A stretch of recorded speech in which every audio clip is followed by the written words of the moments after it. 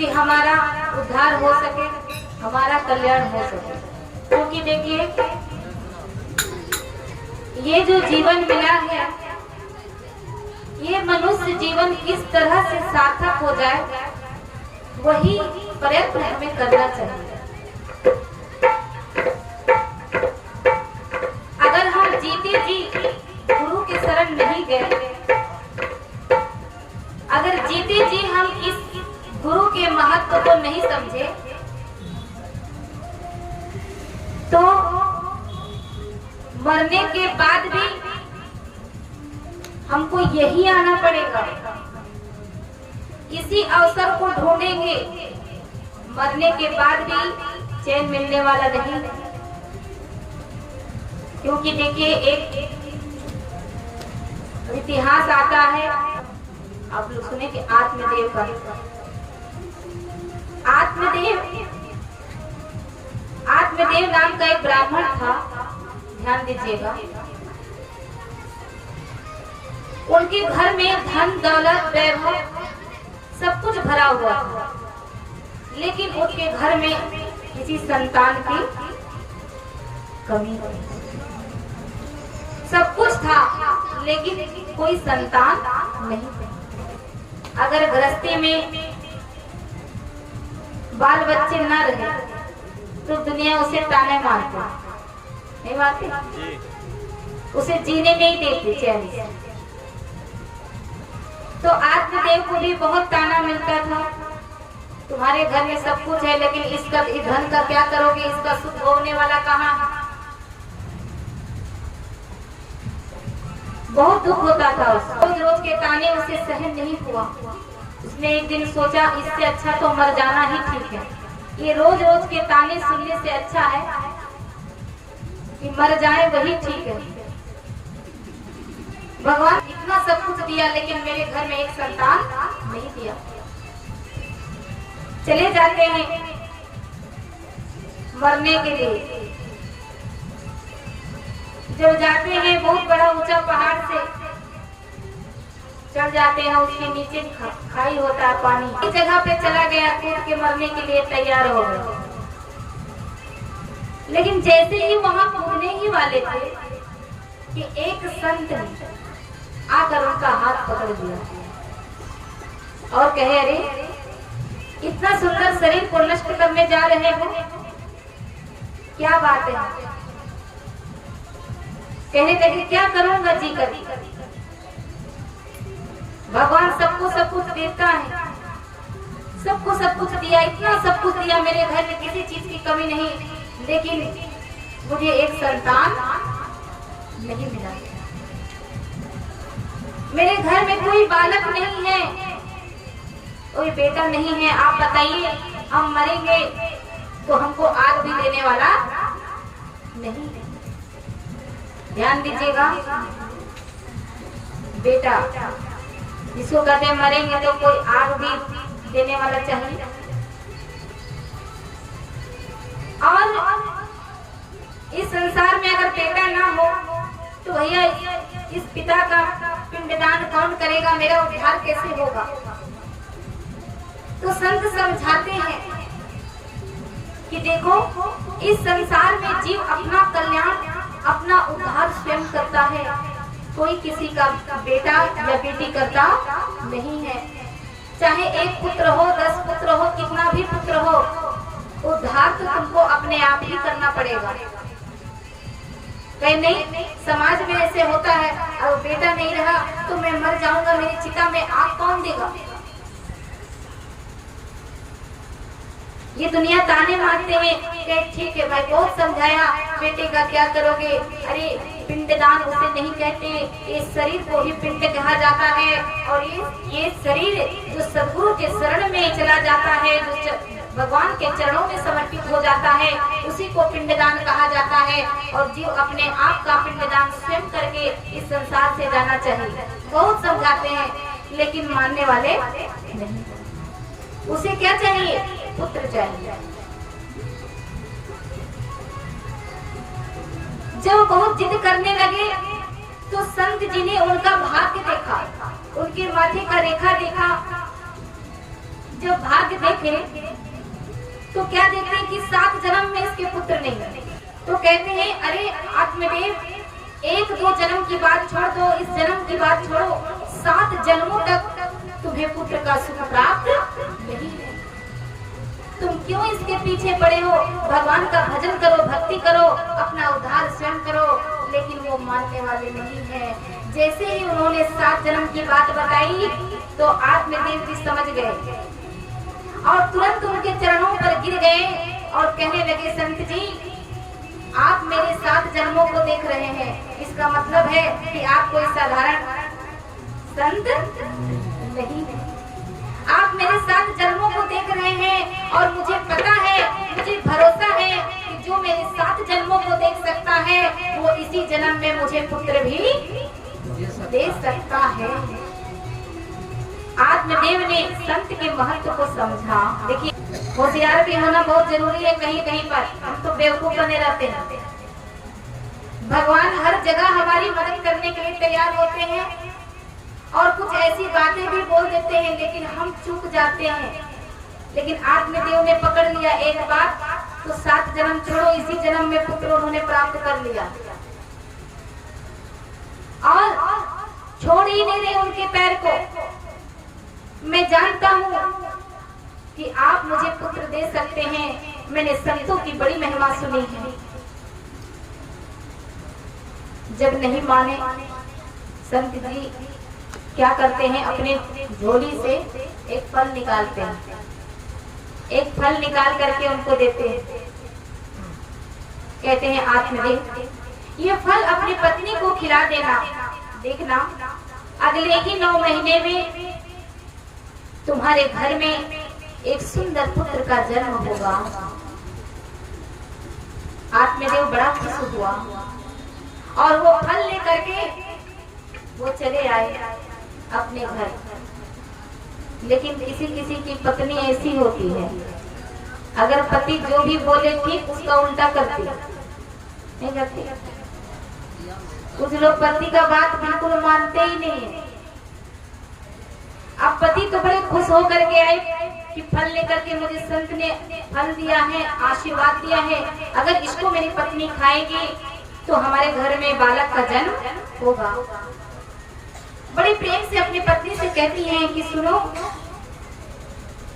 हम तो इस संसार के ताने सुन सुन करके मरने के लिए जा रहे थे, लेकिन मुझे अचानक एक संत मिल गए और जब मैंने संत से मरने का कारण बताया तो उन्होंने एक सुंदर फल दिया है और मैं चाहता हूँ कि इस फल को तुम ग्रहण करो ताकि हमारे घर में एक बालक का जन्म हो। लेकिन पत्नी कैसी बोलते, वाह जी, कहीं फल खाने से भी कोई पुत्र का जन्म होता है? ये कैसा संत है कि एक फल दे दिए, क्या फल में भी कोई आशीर्वाद छिपा होता है?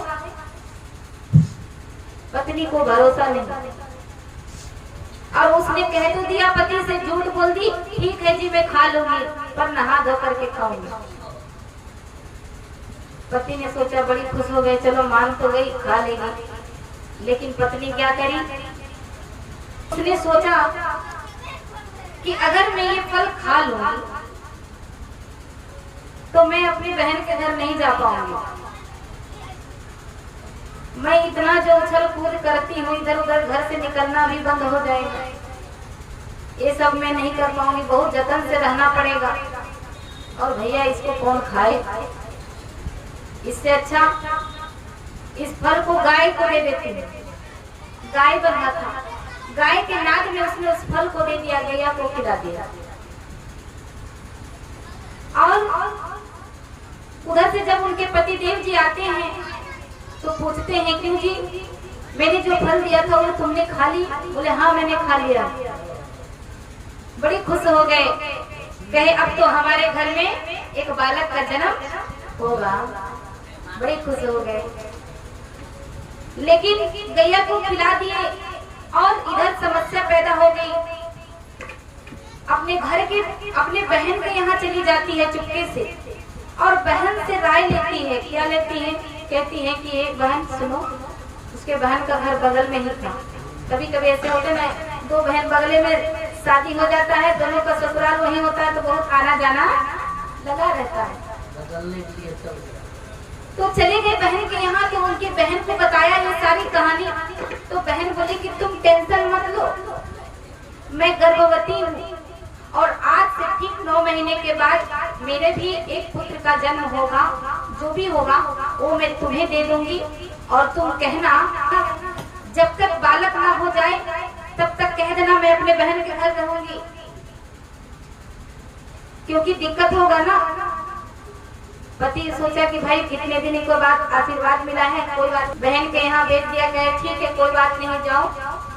और उसकी पत्नी गर्भवती थी नहीं, गर्भवती का नाटक करती रही 9 महीना।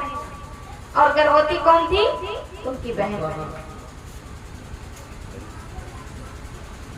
कहे वो फल का क्या करिए? बोले गैया को खिला दिया। बोला टेंशन मत लो, बोल दिए, तुम बोल दिए हो मैंने खा लिया है, तो मेरे जो गर्भ से बालक पैदा होगा वो मैं तुम्हें दे दूंगी, तुम लेकर चले जाना, बोल देना हमारा बालक हो गया।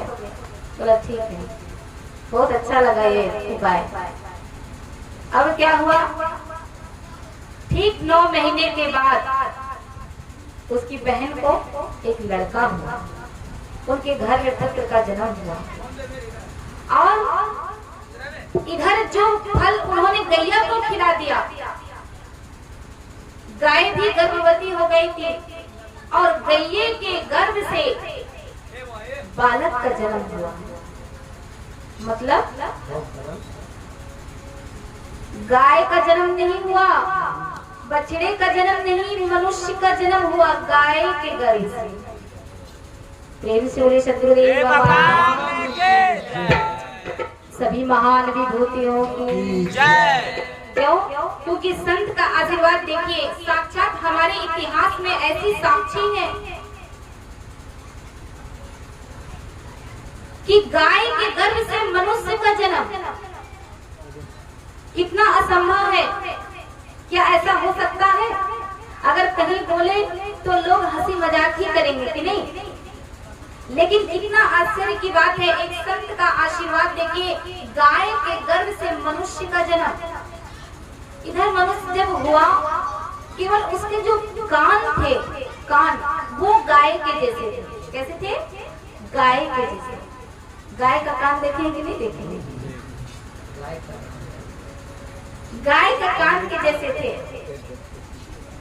इसलिए उनका नाम गौकर्ण पड़ा। गौकर्ण, गौ से उन्होंने जन्म लिया और गौ की तरह कर्ण था, कान, इसलिए उनका नाम क्या पड़ा? गौकर्ण। तो इनका नाम तो गौकर्ण पड़ा। संत ने रखा, संत की आशीर्वाद से हुआ। उधर से वो अपना लेकर के आते हैं कोई लड़का, कहते हैं जी सुनते हो जी, अरे हमारा भी पुत्र हुआ है, देखिए कितना सुंदर पुत्र है। तो कहे अच्छा, बहुत खुशी हुआ आत्मदेव को कि हमारे घर में पहले तो एक भी बालक नहीं था, लेकिन जब हुआ तो 2 हो गया। कहे अरे देवी तुम उधर क्या देखती हो, पहले इधर देखो कि हमारे गैया जो गैया भी बांझ थी, तुम्हारे साथ साथ गैया भी बांझ थी, एक गाय ने भी एक सुंदर पुत्र को जन्म दिया है। बहुत ही खुशी का माहौल है। आत्मदेव जी कहते हैं सुनो, इनका नामकरण करवाएंगे। किनके हाथों? संत के हाथ। अब धुंधली, उनके पत्नी का नाम धुंधली थी ना। अब बोले कि नहीं, पुत्र मेरा है तो नाम कोई और रखेगा?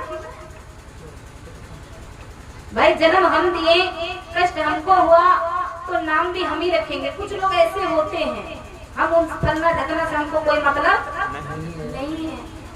ये साधु संत से क्या मतलब? पर देखिए ये जो इतिहास है बहुत ही अच्छा हमें सीख देती है कि जिस साधु समाज को हम बिल्कुल नहीं समझते, उस साधु से हमें क्या प्राप्त होता है। और हम नहीं किए तो क्या हुआ, जिन्होंने प्राप्त किया है कम से कम उसकी भी व्यथा सुन करके हम कुछ समझ सकते हैं। कि नहीं, नाम तो मैं रखूंगी। तो सोचे मेरा नाम धुंधली है तो मेरे पुत्र का नाम क्या होगा? धुंधकारी। अपने नाम धुंधली, अब पुत्र का नाम क्या रख दिया? धुंधकारी। बोला मिलता जुलता नाम रखेंगे, बोला ठीक।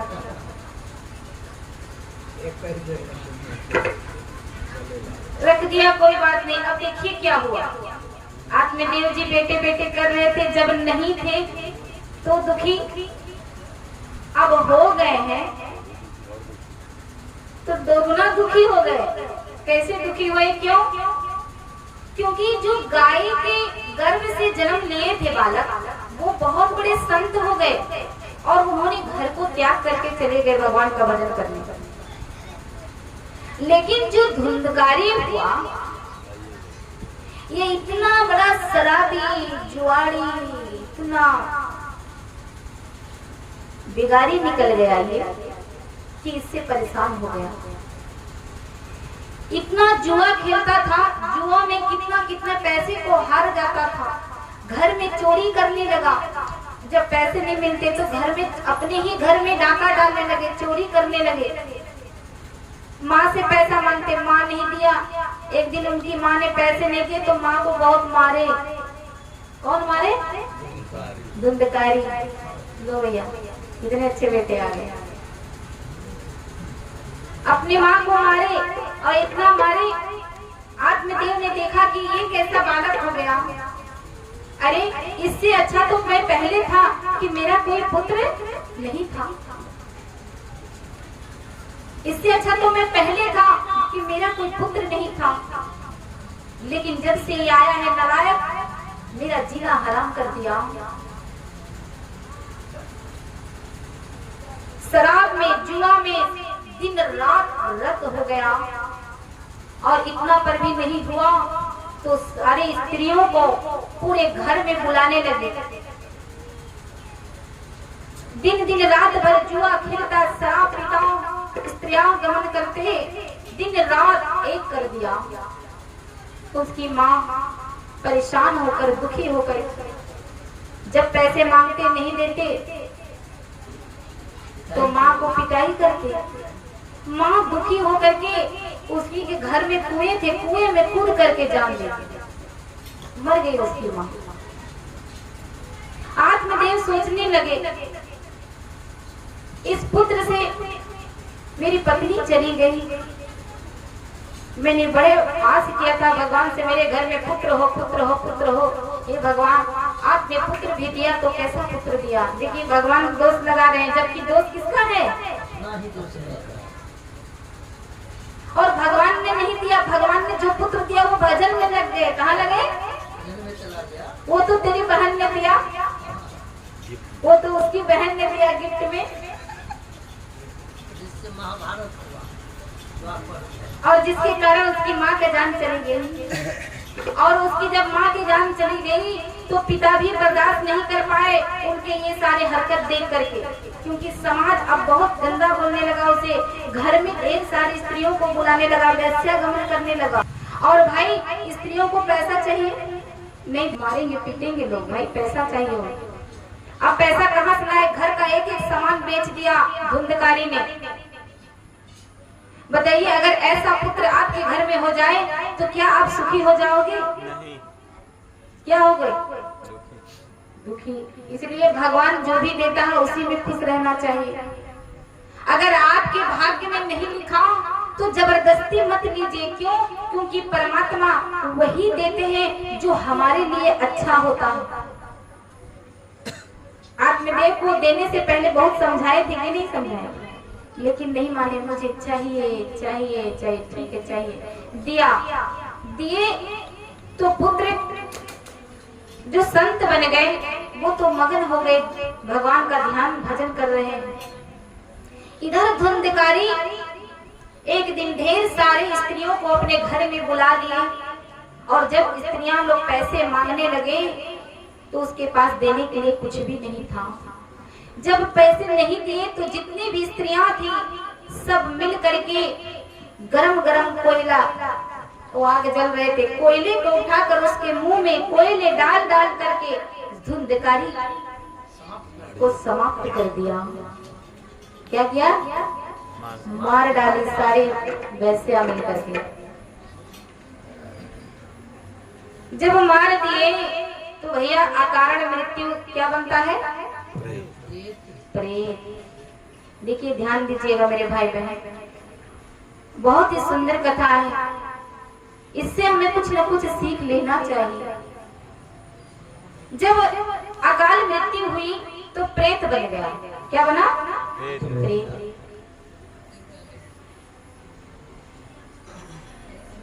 इससे पहले एक बार गोकर्ण घर पे आए भी थे, धुंधकारी को बहुत समझाया भी था।